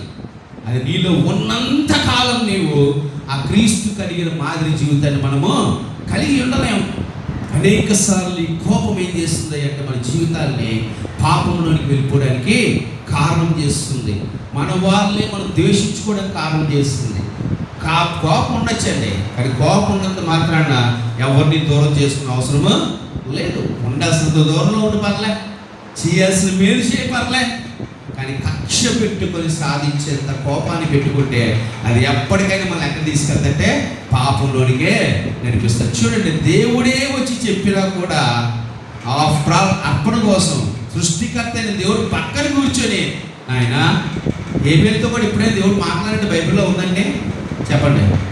ఏబేలు పక్కన దేవుడు కూర్చొని మాట్లాడినట్టు ఎక్కడ ఉందా? ఆయన కయ్యంతో దేవుడు దిగొచ్చి మాట్లాడిన కూడా కోపాన్ని ఎక్కడైనా చాలాసార్లు మన కోపము దేవుని నీతిని ఏం చేయలేకపోతుందంటే నెరవేర్చింది. దేవుడు చాలాసార్లు మనం చెప్తాడు వాక్యం ద్వారా, వద్దు విడిచిపెట్టే, వదిలే ఆ కర్మకాన్ని పోతారు అని అంతవరకు అనుకుంటే అబ్బెబ్బెబ్బెబ్బే నేను విడిచిపెట్టే ప్రసక్తి లేదు. నన్ను అన్నవాడిని నేను వదలను, నాకు ఇలా చేసిన నేను వదలను, ఆడంతు చూస్తానే కానీ నేను వదలను. ఇలాంటి మనసుతో నీవు నేను వెళ్తే అది క్రీస్తు మాదిరికర జీవితము కాదు. ఆయన కోపడ్డాడండి, పైనుంచి కళ చూశాడండి, కానీ వెంటనే ఆయన ఏం చేయడు తెలుసా? మరలా తన ప్రేమని అతని పట్ల చూపించేవాడు. అందుకే అన్నాడు కోపపడండి కానీ అని ఎంతవరకు ఉండాలట? చదువుతల్లి ఎఫ్ఎస్సి 10 పడుకుని అడిగి ఉండండి అనిసారి అడగలేదు పడుకునే పాపం చేయకుడి. సరే, ఈరోజు పొద్దున్న గొడవైంది, సాయంత్రం కాలం ఏం చేయాలంటే కోపాన్ని కూల్ చేసుకోవాలి. నిజంగా మాట్లాడితే చాలా సంతోషం వస్తుంది. మా నాన్నగారు నన్ను కుక్కడు గొట్టెలు కొట్టేవారండి. నేను చిన్నను కాదండి, అదపలు చేశాను అనుకోండి, బాగా అర్థం చేసినావు నేనే మా ఇంట్లో కుక్కలు కొట్టేని కొట్టేవారు మా నాన్నగారు. ఆయన కోపం అంతా నా మీదే, బ్యాట్లు, బెల్ట్లు, కర్రలు, వికెట్లు అన్నీ ఇరిపోయాయి. ఎంత కోపడేది అంటే నా మీద అంత కొట్టి మంచం కింద దూరితే కాలు పెట్టుకొని లాగి బ్యాట్ పెట్టుకొని కొడతాను. మధ్యలో మా అమ్మగారు వెళ్ళేవారు, ఆవిడ కూడా దెబ్బతింది, వేరే విషయం అనుకోండి. ఇన్ని కొట్టి ఏం చేసేవారు తెలుసా? ఆయన కొట్టి ఆయన వెళ్ళిపోయేవాడు, నేనేం చేస్తాను కొడితే నాకు కోపం కదా, ఏం చేయలే కైడిగా లేక కూర్చుని ఆ మూలకెళ్ళి అలుక్కుని అలాగా మోచి కూర్చుని మా అమ్మ తింటారా అంటే అలాగే వద్దు, నేను నాకు అక్కలేదు, వెళ్ళిపోతుంది, నాకు అక్కలేదు, నన్ను అట్టుంటే గెంతు ఆ మూల కూర్చుండేవారు. సాయంత్రం వేసిన మా నాన్నగారు ఏం చేశారంటే ఇంటికి వచ్చేసరికల్లా ఆయనకి జిలేబీ ఇష్టం కదా, పకోడీ ఇష్టం కదా అని అన్నీ కొద్దిచ్చి నా ముందే అంటే చాలే మూసుకుందేనా అని చెప్పు తెచ్చిన అడగానే నేను సిగ్గులేను అట్నే పరిగెట్టిగా తినేసేవాడిని, మళ్ళీ మామూలు అయిపోదు. నిజంగా ఈరోజు అనిపిస్తుంది, ఆ రోజు నా తండ్రి చూపించిన ఆ ప్రేమే ఈరోజు నేను కూడా నా బ్రతుకులో చూపిస్తే అనేక మంది నేను మిత్రులే చేసుకుంటాను తప్ప శత్రువులే చేసుకోను. మన ప్రేమ తండ్రి ప్రేమ వల్ల ఉండాలి. క్రీస్తు మన మీద చూపిన ప్రేమదే. మనం చేసిన తప్పిదాలన్నీ ఆయన లెక్క పెట్టుకుంటూ వెళ్తే ఈరోజు మన జీవితంలో ఒక్క మేలు కూడా మనము చూడలేము. అందుకే విలాపవాక్యం అంటే అనుదినము నాకు మీ ఎడల నూతనంగా చెప్పండమ్మా. నూతనంగా వాసన పడుతుంటే అర్థమైంది, ఒరే నేను నువ్వు చేసినవన్నీ మనసులో పెట్టుకుంటే పొద్దున్న గుండు కూడా చచ్చిపోవాలి నువ్వు. కానీ అన్నీ పోలే, నా పెట్టే మాట అన్నీ మర్చిపోయి మళ్ళీ పొద్దున్న కొత్త ప్రేమ మన మీద. ఎవరికి? దేవుడికి. ఎంత మంచి మాట తెలుసా? అనుదినము నాకు మీ ఎడల నూతనమైన వాసన పుట్టుచున్నది కాబట్టి ఎక్కడో మీరు నశించని వారుగా ఉన్నారు. ఈరోజు సూర్యోదయం చూస్తున్నా అంటే నిన్న నువ్వు చేసిన పనులన్నీ నేను లెక్క కట్టి తీర్పు తీరిస్తే మేనే పెక్కేననే మాట రోజు నాతో వాడితే రోజుకోసారి నువ్వు చావాలి. అది ఏం చేస్తాను? ఈరోజు తన కోపాన్ని అంతా విడిచిపెట్టి మనం చేసిన వాటిని అన్నింటినీ క్షమించి మళ్ళా పొద్దున్న వేసట్లా ఫ్రెష్గా స్టార్ట్ చేసి నా బిడ్డ, నా కుమార్తె, నా కుమార్తె. మరి మనం ఏం చేస్తున్నాం? ఆయనకి మాదిరిగా ఉన్నవాళ్ళం. ఎప్పుడో నెల రోజు జరిగిన గొడవను కూడా 31వ రోజు అర్ధరాత్రి కూడా లేపితే ఆడు అంతు తెలిస్తే కనుక నిద్ర పట్టదు. మరి మనం ఎందుకు విడిచిపెట్టలేకపోతున్నాం? విడిచిపెట్టేద్దాం. ఈ రోజు ఎన్ని గొడవలైనా రాత్రి ప్రార్థన చేసుకుని చివరి ప్రార్థన, అయ్యా ఈ రోజు నాకు ఉన్న దేశాన్ని కోపాలన్నీ విడిచిపెడుతున్నాను అయ్యా, నా మీద ఎవరికి కోపం ఉండకూడదు, నేను ఎవరిని కోపడతాను, ఎవరు నా ఏ కీడు చేసినాను ఆయన క్షమించేది ఆయన అని చెప్పి ఒక నూతన మనిషి మనతో బయటకు వెళ్తే అది నిజమైన క్రైస్తవ కార్మి కదా జీవితం. అదే వ్యక్తి మరుసటి రోజు నీ ఇంటికి వచ్చి అయ్యా అయిపోయింది కొంచెం సహాయం చేయమంటే టక్కని సహాయం చేసే మనసు మనకు వస్తుంది. ఎప్పుడు? పడుకున్నప్పుడు మర్చిపోతే ఏమవుతుంది? నాకు ఇంకా గుర్తుంది రోజు నువ్వు చేసింది సిగ్గు లేకుండా మరి పంపొచ్చావా అడగడానికి సిగ్గు లేదా? నువ్వు చేస్తే గుర్తులేదా? నిన్ను తిట్టరు, నువ్వు పట్టుకుని తిరుగుతున్న బైబిల్ దేవుడిని తిడతారు. ఇదా నీ క్రైస్తవ జీవితం నేర్పింది. నీ దేవుడు నీకు ఎలాగ లెక్క చెప్తే నువ్వు బ్రతకగలవని అడిగితే సమాధానం చెప్పగల వ్యక్తికి చెప్పలేము. కాబట్టి దేవుడు వాక్యం పడుతుంది, కోపపడండి కానీ దాన్ని ఏం చేయాలి? విడిచిపెట్టే. చదువుతుంది 3వ మాట. అమ్మా అపవాదికి చోటు ఇవ్వద్దు. చదువుమా. అమ్మా దొంగలించువాడు ఇక మీద ఏం చేయకూడదట? దొంగలించవద్దు.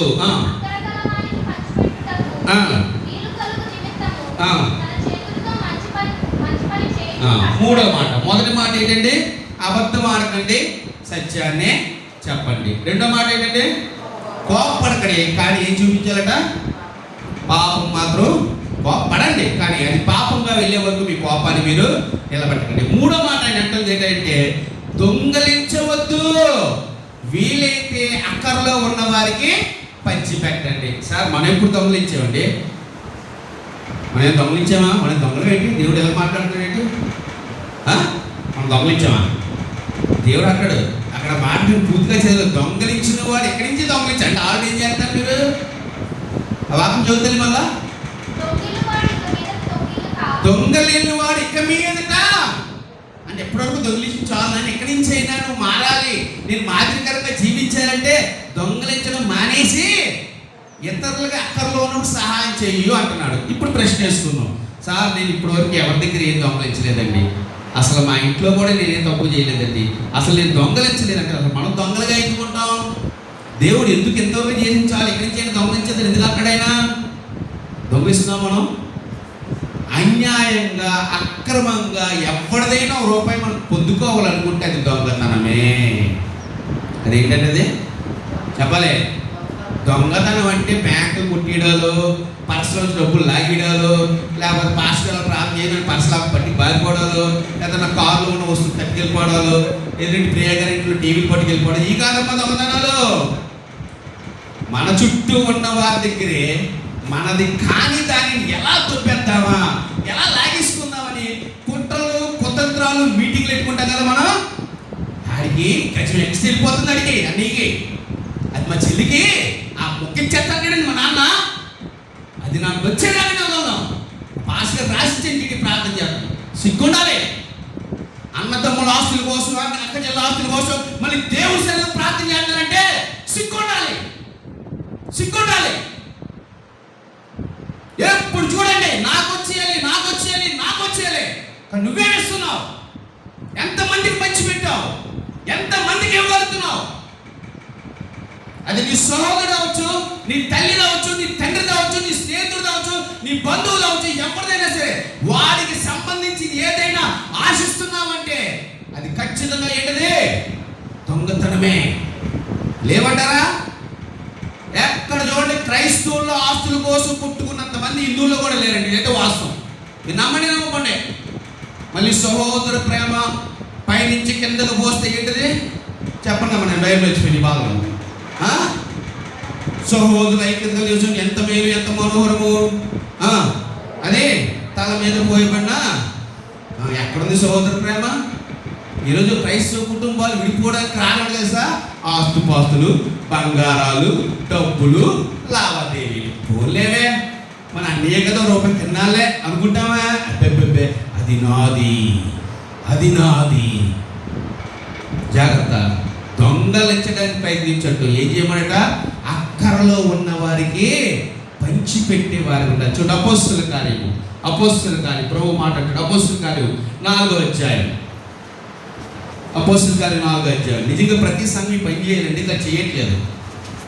ఎన్నోసార్లు చెప్పిన మాట ఏం కాదు, నా ప్రభు చెప్పిన మాట. అపోస్తుల 4వ అధ్యాయం 33 చదువుతలే అమ్మా.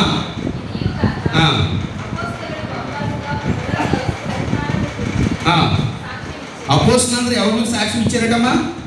యేసు గురించి సాక్ష్యం ఇచ్చారు. ఇచ్చి ఏం చేయారట? అందరికీ ఏముందట? అపోస్తులందరికీ ఏముందట? దైవ కృప ఉందట. మనకు కూడా ఏముందండి చెప్పండి అమ్మా? మన దేవుని కృప ఉందా లేదా? పేరులో కృప కదా, దేవుని కృప ఉంది కదా మనకి ఉంది. నెక్స్ట్ ఏం చేద్దాం? భూములైనను ఇండ్లైనను కలిగిన వారందరూ వాటిని అమ్మిటిని వాటి వెల తెచ్చి అపోస్తుల పాదం మీద ఏం చేసినట? చదువు మీకు అయిపోలేదు. నెక్స్ట్ మనం చేయాలి పని. 2026 తీర్మానం ఇది. అమ్మగారితో చెప్తాం. మొత్తం మనకున్న ఆస్తులు పాస్తులు అన్నీ అమ్మిస్తే ఎక్కడ పెడదాం? చర్చిలో పెట్టేసి బ్యాంక్లో డిపాజిట్ చేసి మొక్కలు సంపాదన చేసి ప్రతి కుటుంబానికి నెలకి 20,000 పోస్ట్ బతికేది అంతే. సమానంగా బతుకుతాం. వాడు కాపుదని బాధలేదు, వాడికి వేసిందని బాధలేదు. బతుకుతామా? అబ్బే పోను ఉన్నదానిలో రూపాయి పెడతానంటే అది కూడా నాకు కావాలి. మళ్ళీ మాదిరి జీవితం చదువుతలే. ప్రతి వారికి ఏం చేసినట్టండి, వాని అక్కర కొద్ది పెంచి పెడతారు కాబట్టి వారిలో ఎవరికి ఏం లేదండి, కొదువా లేదు. కొదువు లేదు. నువ్వు ఎంత సంపాదించుకోవాలని, ఎంత ఆస్తులు పెంచుకోవాలని, మంచిదే, తప్పులేదని దేవుడు దీవిస్తాను అన్నాడు. నాకు మంచి ఇల్లు కావాలి, మంచి కారు కావాలి, మంచి కుటుంబం కావాలి, బ్యాంక్ బ్యాలెన్స్ కావాలి, మంచిదే. కానీ ఎంతమందికి అక్కర్లో ఉన్న వారికి నువ్వు సహాయం చేస్తున్నావు? ఎంతమంది అక్కర్లో ఉన్న వారిని నువ్వు పంచి పెట్టగలుగుతున్నావు? ఆది అపోస్తలుల్లో పౌలు గారు చేసిన పరిచర్యకి ఇన్నంతస్తుల బిల్డింగ్ కట్టాలి చెప్పండి. పిచ్చోడు పాపం మరి. ఇప్పుడు మనం చూడండి ఎలా ఉందో. ఇప్పుడు మన పరిచర్యలు ఏమి ఆధారపడుతుంది సార్? డబ్బే. సంఘం అంటే డబ్బు, పరిచర్య అంటే డబ్బు, బిల్డింగ్లు, ఆస్తులు, భవనాలు, ఏసీలు, కార్లు. పొద్దున్నే చూసాను ఒక వీడియో, చూడబోతు చూశాను. ఒక పాస్టర్ గారి భార్య సేవకురాలు, ఆవిడ ఒక మీటింగ్ వెళ్తున్న కారు చూశానండి. 2 కోట్ల రూపాయల కారు. ఆవిడ చుట్టూ 10 మంది స్త్రీలు పరిగెడుతున్నారు. ఆవిడ చాలా పెద్దవాడు, మీకు అందరూ తెలిసి ఒక పాస్టర్ గారి భార్య. ఈరోజు పొద్దున్నే అలా దూరుతుంది సార్. 2 కోట్ల కారులో ఆవిడ దిగి వాటికి చెప్పడానికి వెళ్తున్న చుట్టూ పరిగెడుతున్నారండి. ఏమంటే ఆ 2 కోట్లతో క్రైస్తవుల్లో పేదలు ఉన్న వారు ఎంతమంది బ్రతుకుతారు ఆలోచించండి. ఆ మనసు ఎందుకు రావట్లేదు అంటే అవన్నీ మాదిరి జీవితాలు కాదండో. వీళ్ళందరూ ఎక్కడికి వెళ్తారు తెలుసా? నిత్య నరకాగ్ని ఉంటుంది. ఇక్కడ ఏసీలు బాగుంటాయి, కార్లు బాగుంటాయి, కానీ వీళ్ళందరూ వెళ్ళే స్థానం ఏంటంటే నిత్య అక్కడ తెలుస్తుంది. ఈరోజు ఎక్కడో మీటింగ్ ఉందంటే 10,000 రూపాయలు అప్పులు చేసి కొట్టేస్తున్నాం మన మీటింగ్కి. మన ఇంట్లో ఎవరికైనా 500 అప్పు ఇవ్వమంటే మాత్రం మన డబ్బులు అలాంటి మేలిన పనులు కాదండోయ్. ముందు చేయవలసింది ఎవరికి తెలుసా? అక్కర్లో ఉన్న వారికి. యేసుక్రీస్తు అంటారు, పేదలకు సువార్త ప్రకటించడానికి నేను వచ్చి ఉన్నాను, నలిగిన వారిని విడిపించడానికి వచ్చాను, చెరసార్లు బంధింపబడిన వారికి విడుదల విమోచన ప్రకటించడానికి నేను వచ్చాను. అంతేగాని ఆస్తులు కూడా కట్టుకోవడం, డబ్బులు కూడా కట్టాక నేను పరిచర్లోనికి రాలేదంటున్నాను నా ప్రభు. ఈరోజు నువ్వు దీవించబడుతున్నావా? ఆస్వాదించబడుతున్నావా? ఇంకా కావాలని అన్నీ పొందుకోవాలని దొంగలించే స్థాయిలో ఉన్నావేమో. ఆలోచన తీసేయండి. అక్కరగా ఉన్న వారికి ఏం చేయాలట? పంచిపెట్టే స్వభావాన్ని కలిగి ఉండండి అంటున్నాడు. చూడండి అమ్మా, మొదటి దశలోనికి రాసిన పత్రిక 5వ అధ్యాయం. మొదటి దశలో రాసిన పత్రిక 5వ అధ్యాయం 14-15 వచనాలు. సహోదరులారా, మేము బోధించున్నది ఏమనగా, అక్రమంగా నడుచుకున్న వారికి బుద్ధి చెప్పుడి, ధైర్యం చేయని వారిని ధైర్యపరచుడి, బలహీనులకు ఊతమియుడి. బలహీనులకి ఏం ఇవ్వాలంటే? బలహీనులకి మీరు ఊత ఇవ్వండి. అందరి ఎడల దీర్ఘశాంతము గలవారై ఉండి. అందరి ఎడల ఏం కలిగి ఉండాలట? దీర్ఘశాంతము గలవారై ఉండి. చూడండి, బలహీనుడి ఎడల ఏం చూపించాలట? ఊత ఇవ్వండి. ఊత ఇవ్వడం అంటే వారిని మీరు నిలబెట్టడానికి ప్రయత్నము చేయండి. నేను ఎంత బ్యాంక్ బ్యాలెన్స్ పెంచుకోవాలని ఆశపడడం కాదు, కానీ నా కలిగిన దానిలో ఎంత నేను అక్కర్లో ఉన్న వారికి ఇవ్వగలుగుతున్నాను. అది నిజమైన క్రైస్తవ ప్రేమ అంటే. చాలా సంఘాల్లో బాధాకర విషయం ఏంటంటే పేదవాడు పేదవాడుగానే ఉంటాడు, కానీ ప్రకటించేవాడు కోటీశ్వరుడుగా మార్చబడుతుంటాడు. కారణం ఏంటి తెలుసా? నిజమైన క్రీస్తు ప్రేమ అక్కడ లేదండి, లేదు. మనం ఏదో గొప్ప మనం చేయక్కర్లేదు. మన సంఘంలో, మన కుటుంబంలో మనకు తెలిసిన ఆ కొద్దిపాటి పేదవారికైనా మనం ఆదుకోగలిగితే మనం ఏం ఇస్తున్నామో తెలుసా? క్రీస్తు ప్రేమను చూపించుకున్నాం, కృపాసహితమైన జీవితాన్ని మనము చూపించుకున్నాం. ఆశించే స్థాయి నుంచి అక్కరలో ఉన్న వారికి ఇచ్చేవారిగా మారడమే నిజమైన క్రైస్తవ జీవితం. 4వ మాట, చివరి మాట చదువుదాం. ఎఫెసీయులకు రాసిన పత్రిక 1 అబద్ధం ఆడకండి, 2 కోపపడకండి, 3 దోచుకోవడానికి చూడదు కానీ అక్కరలో ఉన్న వారికి పంచిపెట్టండి. చివరిగా ఆయన చెప్తున్నవాడు 4వ మాట,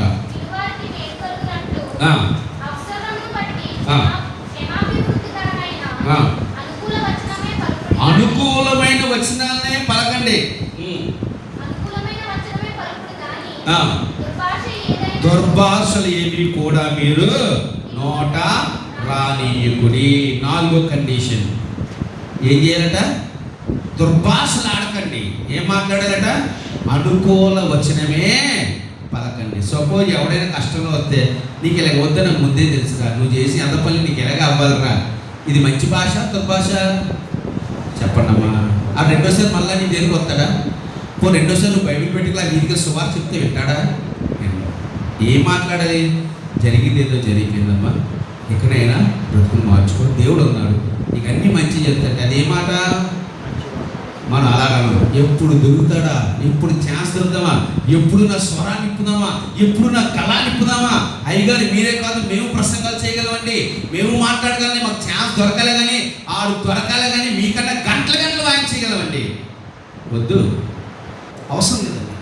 దుర్భాషలు ఆడటం మాని ఆశీర్వచనాలు పలకండి అయ్యా, ఆశీర్వచనాలు పలకండి.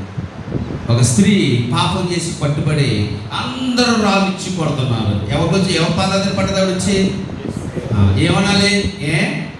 నేను ఏం చెప్పాను? ధర్మశాస్త్రం ఏం చెప్పింది నీకు? మోషే ఏం చెప్పాడు? వ్యభిచారం చేసి పట్టబడి స్త్రీని రాళ్ళతో పట్టమన్నాడు కదా, కొడుతున్నారు కదా, దెబ్బతిను. నేనేం చేయాలి అని అడగదా? రూలే కదా అది, తెలుసా మీకు? పాత నిబంధన మోషే ధర్మశాస్త్రం ప్రకారం ఒక స్త్రీ పాపం చేసి పట్టబడితే రాళ్ళు ఇచ్చి కొట్టాలి. అది చేస్తుంది అదే పని.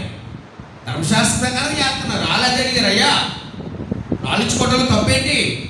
కానీ దేవుడు నువ్వు ఎందుకు చేసావు, నీకు ఇది కరెక్టే, నిన్ను కొట్టి చంపేయాలి, మరి నువ్వు ఎందుకు మారలేదు, నువ్వు ఎందుకు అలాగ ఉన్నావు, నువ్వు ధర్మశాస్త్రం వెళ్ళలేదా, నువ్వు ఎప్పుడు చదవలేదా, చదివి పాటించలేదా, అంటే విని వదిలేసావా అని క్లాసులు పేకలేదు. ముందేవాడు, అమ్మా అమ్మా ఇక నువ్వు పాపము చేయవు, ఎంతవరకు నువ్వేం చేసావు నాకు అనవసరం. ఇక నుంచి నువ్వు ఇచ్చే మాట ఆ వ్యక్తికి ఏమవ్వాలంటే నూతనమైన ధైర్యాన్ని. ఆయన ప్రశ్నించలేక యేసయ్యా, ఆయన అడగలేక యేసయ్యా, అన్ని హక్కులు ఉన్నా కూడా ఆయన ఏమంటాడు తెలుసా? అమ్మా ఇక నువ్వు పాపము చేయకు.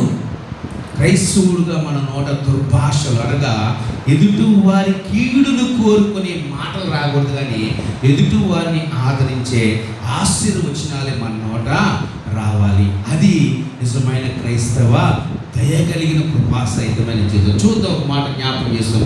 కొరింథీయులకు రాసిన పత్రిక, కొరింథీయులకు రాసిన మొదటి పత్రిక 5వ వచనం 11వ వచనం, 5వ అధ్యాయం 11వ వచనం.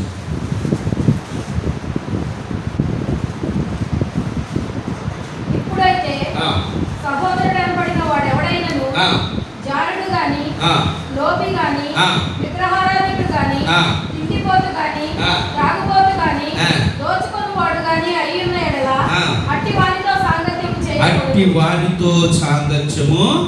ఇందులో తిట్టుబోతువాడు, తిట్టుబోతంటే తిట్టేవాడు, దుర్భాషలు ఆడేవాడికి ఏం చేయకూడదట?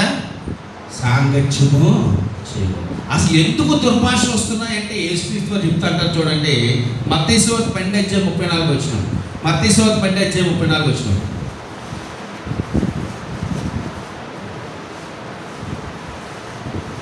మత్తయి సువార్త 12:34 వచ్చిన. అమ్మా సర్ప సంతానమా, మీరు చెడ్డవారైంది. మీరు చెడ్డవారైతే ఎలా మంచి మాటలు వస్తాయో మీకు? హృదయమందు నిండి దాన్ని బట్టి నోరు మాటలాడును కదా. హృదయంలో ఏది ఉంటే అదే వస్తుంది. అంటే దుర్భాషలు వచ్చి ఆయన పట్టుకొని ఆయన పెడుతున్నాను, ఆయన నాశనాన్ని కోరుకున్నా అంటే నా హృదయంలో ఏముంది దాని మీద? ఇందాక చెప్పాను కదా ఏముందని, అది ఆ ఉంచుకున్నాం కదా కోపం, అదేమిటి ఇంకా మనలో నిలబడిపోయింది. ఆ ద్వేషం ఏమిటి ఇంకా ఉండిపోయింది. ఆ క్రోధం ఏమిటి మన మీద ఇంకా మనం వాడి మీద ఉండిపోయింది. కాబట్టి ఆడు కనబడగానే సుపోషణాలు రావు, ఏమొస్తాయి? దుర్భాషలే వస్తాయి. అందుకే ఏమన్నా సాయంత్రం కల్లా దాన్ని విడిచిపెట్టండి రా నాయన. ఇప్పుడు దుర్భాషలాడి ఏం చేస్తున్నాం? ఆదరించవలసిన వాడిని కాస్త శత్రువుని చేసుకుంటున్నాం. అంటే ఏం చేస్తాం? పాపము చేసేస్తున్నాం. చూడండి, సామెతలు రాసిన గ్రంథము, సామెతలు రాసిన గ్రంథము 25వ అధ్యాయం 11వ వచనం. సామెతలు రాసిన గ్రంథము 25వ అధ్యాయం 11వ వచనం. సమయోచితంగా పలకబడిన మాట అంటే దుర్భాషలాడితే ఏమొస్తుంది అంటే శత్రుత్వం వస్తుంది, క్రోధం వస్తుంది, వారి మధ్య ఉన్న సత్సంబంధం అయిపోతుందంటే తెగిపోతుంది. కానీ సమయోచితంగా మాట్లాడిన మాట అంటే ఆ సమయాన్ని బట్టి సందర్భాన్ని బట్టి మనం మాట్లాడే మంచి మాట ఏం చేస్తాడా? చదువుతలే. చిత్రమైన వెండి పళ్ళెంలో ఉంచబడిన బంగారు పళ్ళు వంటివట. అబ్బా, 2 వాడాడు. వెండి ఒకటి 3 లక్షలు, ఇంకోటి 1,70,000. రోజుకి ఏమవుతుంది విలువ? ఆ రెండు వినగానే నవ్వు ఎంత ఆనందపోతుంది అందరికీ. వెండి బంగారం అని కానీ అక్కడ వెండి బంగారం అక్కర్లేదు, ఎక్కడుందట? మన నోటి మాటల్లో ఉందట. ఒక వ్యక్తిని మనం ఆదరించి పలికినప్పుడు ఆ సమయోచితమైన మాటట వెండి ప్లేటులో బంగారు పళ్ళట రెండు వచ్చాయండి. వెండి వచ్చేసింది, బంగారు. అంటే ఎంత ఆనందాన్ని ఇస్తుందో చూడండి, ఎంత ఓదార్పుని ఇస్తుందో చూడండి, ఎంత బలాన్ని ఇస్తుందో చూడండి. అమ్మా ఇక నువ్వు పాపము చేయగలే మాట ఆ స్త్రీ జీవితాన్ని ఎంతగా మార్చిందో తెలుసా అండి? ఆ తర్వాత పాపాత్మురాలైన స్త్రీ యేసు కొరకు ఎంతో గొప్ప పరిచయం చేసేట్టుగా బైబిల్ కాదు చరిత్రకు ఆధారాలు ఉన్నాయండి. అదే ఆ రోజు యేసయ్య ఆమెను కూడా, అమ్మా నువ్వు చేసిన దాన్ని బట్టే కదా వాళ్ళు ధర్మశాస్త్రం కొడుతున్నారు, నేనేం చేయగలను, నువ్వు తప్పు చేసావు కదమ్మా, కాబట్టి ఈ శిక్ష నీకు పడ్డాది అని కానీ విడిచిపెడితే ఆ అమ్మాయి జీవితం మారుతుందా? ఒక ఆత్మ అవుతుందండి, నశించిపోతుంది. నా ప్రియమైన దేవుని బిడ్డలారా, ఈరోజు దేవుడు చెప్తున్న మాట ఏంటో తెలుసా? దుర్భాషలైన మాట్లాడకండి. అనగా నీ హృదయం ఏది నిండి ఉంటుందో అదే పలుకుతుంది. కాబట్టి నువ్వు ఎదుటివాడి మీద కోపాన్ని, ద్వేషాన్ని, ఈర్ష్యని, అసూయని పెట్టుకుంటే వాడు ఏ స్థితిలో ఉన్నా సరే కరుణించవలసిన హృదయం కాకుండా ఏమవుతుందంటే కఠిన హృదయంగా మారిపోయి దుర్భాషల్నే పలుకుతావు తప్ప శుభవచనాలు నువ్వు పలకలేవు. కానీ దేవుడు కోరుకుంటుంది సంబంధించి శుభవచనాల్ని పలకమని. ఇప్పుడు ఎన్ని విషయాలు చెప్పిండి ఆయన మనకి? మనందరం ఇప్పుడు ఎక్కడున్నాం? యేసుక్రీస్తు అనే శరీరంలో నువ్వు నేను వెళ్ళి చేరాలి అంటే, మనందరం ఉండాలంటే మన డిఎన్ఏ ఏమవ్వాలండి? మారిపోవాలి. మన డిఎన్ఏలో ఏముండకూడదు? అబద్ధాలు ఆడద్దు, సత్యమనే మాట్లాడాలి. కోపపడండి కానీ దాన్ని పాపముగా ఉండే వరకు ఉంచకుండా దాన్ని విడిచి పెట్టండి. మూడోది, ఇతరులను దొంగిలించాలని ఆశించేవారు ఉంటుంది కానీ ఇతరులకు పెట్టేవారిగా మీరు ఇతరులకు సహాయం చేసేవారుగా ఉండండి. నాలుగవది, దుర్భాషలాడి ఇతరులు బాధ పెట్టేవారుగా కాదు కానీ మంచి వచనాలనుగా ఆదర కలిగించే మాటలను మీరు పలికేవారుగా ఉంటే, అలా ఉంటే ఏం జరుగుతుంది? చదువుతుంది. అయిపోయింది. ఇవన్నీ కానీ మీరు చేయకపోతే ఏమవుతుందా? పరిశుద్ధాత్మ మనం ఏం చేస్తామట? దుఃఖపడు. ఒకరు ఇవన్నీ కానీ పాటించేమంటే పరిశుద్ధాత్మ దుఃఖపడతాడా? సంతోషిస్తాడు. నెక్స్ట్ చదువుతుంది.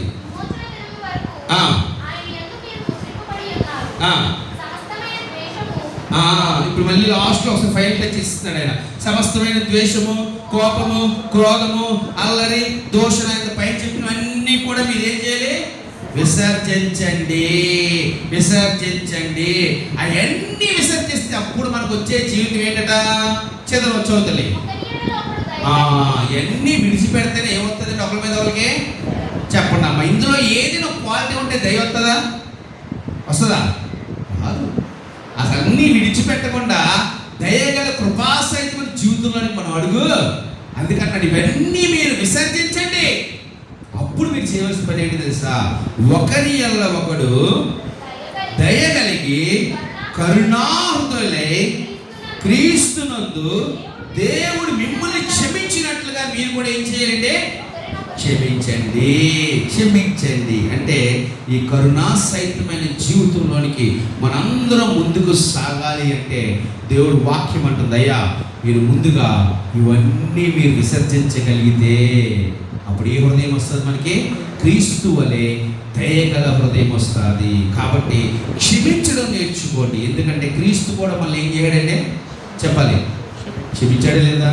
రోమిల పత్రిక చదవదు, అక్కడ ఉంటుంది. మనం ఇంకనూ పాపులమై ఉండగా, మనం ఇంకనూ శత్రులై ఉండగా, మనం ఇంకనూ బలహీనమై ఉండగా ఆయన మన కొరకు ఏం చేశారట? ప్రాణం పెట్టి శిలువలో ఏమన్నా, తండ్రి మీరేమి చేయించున్నారో మీరు ఎరుగురు, వీరిని క్షమించు. నిజమే అయ్యా, నీ సహోదరుడు నీతో బిహేవ్ చేసినప్పుడు అయ్యా వాడు ఏం చేస్తున్నాడో వాడు తెలియదయ్యా, వాడిని క్షమించు. ఇదిగో నా తోడుకోవద్దు నాకున్న సమస్య, అయ్యా ఆమె ఏం చేస్తున్నా ఆమెకు తెలియదయ్యా, ఆమెని క్షమించు. ఇగో నా స్నేహితుడు నా పట్ల ఏం చేస్తున్నా తెలియదయ్యా, ఆమెని క్షమించు. ఈ మాట మనం చెప్తున్నామా? ఆ మాట చెప్పబోతే ఈ క్వాలిటీస్ మనము పొందుకోలేమండి అని అంటున్నాడు. ఎలాగైతే యేసుక్రీస్తు ద్వారా మీరు క్షమించబడ్డారో మీరు కూడా అలాగే ఏం చేయాలండి? ఇతరులని క్షమించే వాళ్ళు ఉండాలి. చివరిగా ఒక మాట జ్ఞాపకం చేసుకుందాం. దేవుడు మనకి ప్రతిరోజు ఈ జీవితంలో నడపడానికి అవకాశం ఇస్తూనే ఉన్నాడు. ఈ ప్రసంగం ఈరోజు చేయట్లేదండి, ఆయన ప్రతిరోజు 4 సార్లు 5 సార్లు మనతో ఈ ప్రసంగం చేస్తూనే ఉన్నాడు. కానీ మనం వినట్లేదు. ఒకసారి చూద్దామా? మత్తయి సువార్త 6వ అధ్యాయం 12వ వచనం. అంటే మనం ఎంత అబద్ధికులు తెలుస్తుంది చూడండి. మన తండ్రి యేసుక్రీస్తా సాతాను మనం డైరెక్ట్గా చూసుకోవచ్చు. ఇప్పుడు మత్తయి 6 చదవడం గట్టిగా చదవాలి. అమ్మమ్మ ఒకసారి ఆగుతారు, స్లోగా చదువుతారు. ఏమా మారునస్తులను మేము క్షమించిన ప్రకారము. రోజు మనం దేవుడి దగ్గర చెప్పే పెద్ద అబద్ధం ఏంటంటే ఇదేనండి. ఇదేంటిది? పరలోక ప్రార్థన. ఎన్నిసార్లు చేస్తాం రోజుకో? పొద్దున ఒకసారి, మధ్యాహ్నం ఒకసారి, రాత్రి ఒకసారి. ప్రతిసారి పరలోక ప్రార్థన ఎవరు కంటే అవుతుంది దేవుడికి? మనం మా రుణస్తులు మేము క్షమించాం కదయ్యా, అలాగే మమ్మల్ని క్షమించయ్యా. నిజంగానే క్షమించామా? క్షమిస్తే కోపం ఎందుకు వస్తుంది? క్షమిస్తే ద్వేషం ఎందుకు వస్తుంది? క్షమిస్తే దుర్భాష ఎందుకు వస్తుంది? అంటే ఏం చెప్తున్నాం దేవుడితో? అబద్ధం చెప్తున్నాం, అబద్ధం చెప్తున్నాం. ఆ చివరిని అదే అన్నాడు ఆయన, క్రీస్తు మిమ్మల్ని క్షమించినట్టుగా మీరును వారిని క్షమించండి. క్షమించండి, క్షమిస్తున్నాము అంటున్నాం కానీ క్షమించే స్వభావం రావట్లేదు. ఆ స్వభావంలోకి వచ్చినప్పుడే మనలో అబద్ధం ఉండదు, మనలో కోపం ఉండదు, మనలో దుర్భాష ఉండదు, మనలో దొంగిలించే స్వభావం ఉండదు. కానీ క్షమించి ఆదరించే హృదయం ఉంటుంది. అదే దేవుడు మన నుంచి కోరుకుంటున్న దయగల కృపా సహితమైన జీవితం. ఈరోజు అట్టి వారిగా మనం ఉండాలని ప్రభువు ఆశిస్తున్నాడు. కళ్ళు మూసుకొని ప్రార్థన చేసి వాక్యాన్ని ఉంచుకుందాం. దేవ, ఇంతవరకు మాతో మాట్లాడాలని నీకు వందనాలు తండ్రి. అయ్యా, నువ్వు మాకు మాదిరికరమైన జీవితాన్ని పెట్టావయ్యా. ఇగో నీ అపోస్తుల మార్గంలో నడిచినైనా అయ్యా, ఆ మాటల్ని గ్రంథస్థం చేసి మా ముందు పెట్టారయ్యా. ఈరోజు నేను అవయవంగా చేరవలసింది ఏంటంటే నేను నీ వంటి స్వభావం గల వారిగా మేము మార్చబడాలి తండ్రి. ఈరోజు అలా మేము మార్చబడాలంటే నా ప్రభా, ఇగో ఏ విషయాలు మేము విసర్జించాలో, ఏ విషయాల్లో మేము ఇంకానైనా నీ అంటే స్వభావంలో మేము మార్చబడలేకపోతున్నామో తండ్రి, ఈ వాక్య ధర్మం హెచ్చరించిన దేవా నీకు వందనాలు తండ్రి. అయ్యా, అబద్ధాలను విడిచిపెట్టే సత్యంలో నడిచేవారు తండ్రి. అయ్యా, మేము మనుషులు అనేక సార్లు కోపడుతున్నామయ్యా, కానీ ఆ కోపం మా పాపానికి కారణం అయ్యేంత వరకు ఆ క్రోధాన్ని, కోపాన్ని, ద్వేషాన్ని భరిస్తున్నామే తప్ప అయ్యా, నువ్వు మమ్మల్ని క్షమించినట్టుగా మా సహోదరుని క్షమించలేకపోతున్నామే, ఆ కోపాన్ని విడిచిపెట్టలేకపోతున్నామే. అయ్యా, మా వద్దకు వచ్చే వారిని మేము కరుణించి కృప చూపేవారుగా కాకుండా దోచుకునే స్వభావంగా ఉన్నామేమో. అయ్యా, మా మానసిక స్థితిని మార్చేందుకు ఆశీర్వచనములు పలికిన నీ ప్రేమను ప్రకటించేవారు ఈ లోకంలో జీవించే ఆ గొప్ప దయగల హృదయాన్ని కాసు అందరికీ దయచేసి మీ రాజ్యంలో, మీ శరీరంలో మేము చేరే ఆ గొప్ప మహిమకరమైన భాగ్యతను మేమందరము మా సంఘము ఉండులాగా నీ వాక్యం ద్వారా మనం బలపరిచినందుకు నీకే సమస్తమైన మహిమ, ఈ ఒక్కరికి మాత్రమే సమస్తమైన ఘనత చెల్లించుకుంటూ మా రక్షకుల్లో రాని ప్రభు యేసు క్రీస్తు నామములో ఈ చిన్న ప్రార్థన అడిగి వేడుకుంటున్నాం తండ్రి. ఆమేన్.